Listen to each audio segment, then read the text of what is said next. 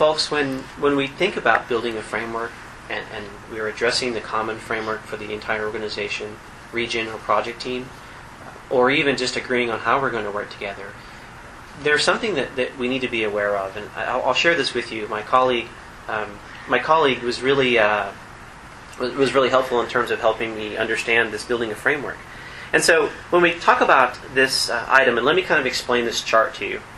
The organizational position is referring to the hierarchy of structure in an organization. For example, CIO, VP, director, senior manager, manager, and grand poobah, or I'm sorry, small poobah, like myself. And when you talk about adaptability change, is the ability for someone in any one of those positional hierarchy structure to be able to change. And so, for example, you might have someone who doesn't like change versus somebody who's on the forefront of any change. In technology, I tend to be a gadget person myself. In any event, the individuals here that you want to think of when building a framework, because really when we talk about requirements, we're talking about one aspect of software process improvement, or basically changing organizational culture's behavior. We want to focus basically and start with our champions.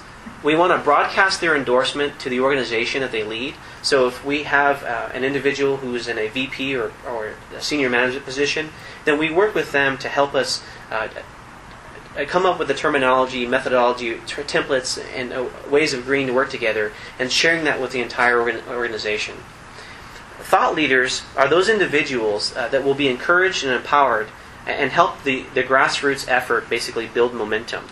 So the champions are folks that are at a higher level that are sending messages out to the organization. Our thought leaders are similar to perhaps the community of practice, perhaps the SPIN group in your local region, or the IIBA chapter in your local region. These are the thought leaders, the folks that will help you determine what the framework is. Your gadget people will also help in terms of identifying tools or techniques or things that maybe a thought leader hasn't thought of. And notice here that there's showstoppers, senior cynics, and the status quo. The status quo and senior cynics are typically lower on the position scale and slower to adopt to change, if you will.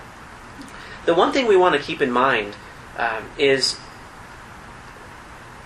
we may not have to worry so much about the senior cynics and status quo, but we certainly want to determine how we're going to manage feedback from those folks. Essentially we want to spend time with the champions, the thought leaders, the gadget people, the folks that really want to change the organization for the good, or maybe even just change and make the project better than it was before. So the senior cynics will see the behavior of the thought leaders and gadget people, and so when we talk about a framework, we can use those champions, thought leaders, and gadget folks to really help us make the changes that we need to.